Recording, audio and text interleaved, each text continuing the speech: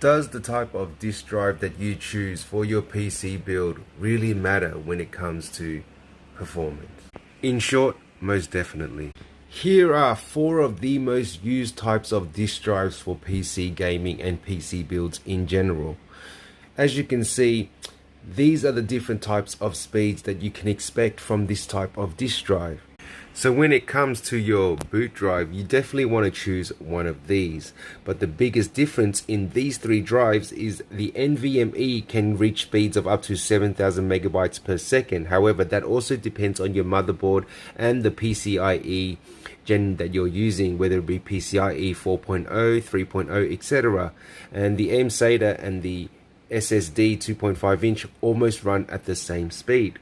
Now also bear in mind that the NVMe drive is also a lot more expensive than the mSata. However, I have seen these two at pretty much the same price.